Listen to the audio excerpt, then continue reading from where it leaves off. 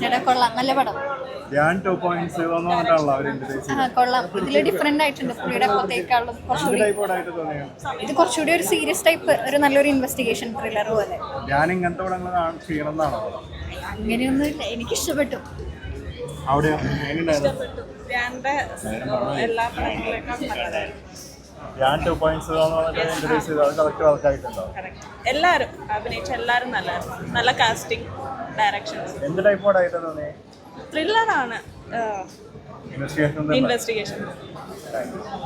നല്ല രസകരമായ ഓരോ കഥാപാത്രങ്ങളെയും അവരവരുടേതായ അവർക്കൊരു രൂപഭാവങ്ങളൊക്കെ കൊടുത്തിട്ട് ശരിക്കും നമ്മൾ വിശ്വസിക്കുന്ന രീതിയിൽ ഗംഭീരമായിട്ട് സിനിമയിൽ കൊണ്ടുവരാൻ വേണ്ടി സാധിച്ചിട്ടുണ്ട്.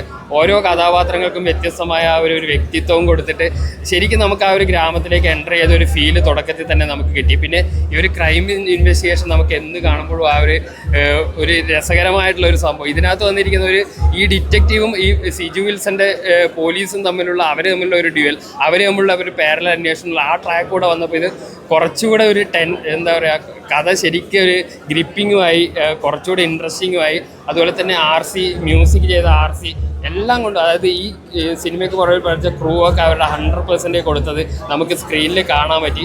അപ്പോൾ ഒരു അതിഗംഭീരം ഇങ്ങനെയുള്ള ഒരു ഫാൻറ്റസി നമ്മുടെ ജോണർ, ഒരു ഒറിജിൻ സ്റ്റോറി എന്ന് പറയാം. അതുപോലെ തന്നെ ഇത്തരം സിനിമകളുടെ ഏറ്റവും പ്രധാനപ്പെട്ടാണ് ഈ വില്ലൻ്റെ സ്റ്റോറി. ആ വില്ലൻ്റെ സൈഡ് കാണിച്ചത് കൂടുതൽ പറഞ്ഞാൽ സ്പോയിലർ ആകും.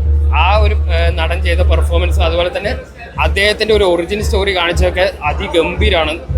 നല്ല അൾട്ടിമേറ്റ് ലെവൽ മേക്കിംഗ് ആണ് ഈ സിനിമയുടെ ഏറ്റവും വലിയ പ്രത്യേകത. ഒരു മസ്റ്റ് വാച്ച് മൂവി ആയിട്ട് വന്നിട്ടുണ്ട്.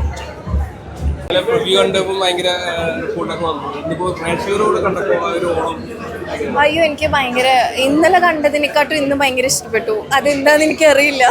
ഇന്ന് ഞാൻ ഇന്നലത്തേക്കാൾ കൂടുതൽ ഇന്നാണ് ഞാൻ സിനിമ കുറച്ചും കൂടെ ക്ലോസ്ലി വാച്ച് ചെയ്യണേ.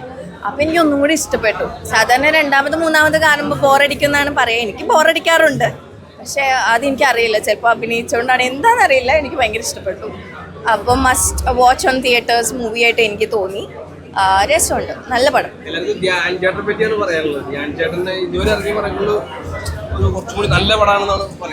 അതെ അതെ, ഓഫ് കോഴ്സ്. അതെ, ധ്യാൻ ചേട്ടനെ ഒരുപാട് എക്സ്പ്ലോയിറ്റ് ചെയ്യാൻ പറ്റുന്ന ഒരു ആക്ടറാണ്. അത് അത്യാവശ്യം എക്സ്പ്ലോയിറ്റ് ചെയ്തിട്ടുണ്ട് ഇവര്. അതിന് എനിക്ക് തോന്നുന്നു ആ ഡയറക്ടേഴ്സ് നല്ല എഫേർട്ട് ഇട്ടിട്ടുണ്ട്. അതിനപ്പുറത്തേക്ക് ധ്യാൻ ചേട്ടൻ ഇഷ്ടപ്പെട്ടു. നിങ്ങൾ കണ്ടിട്ട് എന്താ തോന്നി? എനിക്ക് ഭയങ്കര ഇഷ്ടമായി. എനിക്ക് അല്ലാണ്ടും ആളുടെ ദിവസം തന്നെ ഞാൻ ഡബ് ചെയ്തത്. ഞാൻ ഡബിങ്ങിലൊക്കെ കുറേ കാര്യങ്ങൾ നോട്ട് ചെയ്തിരുന്നു.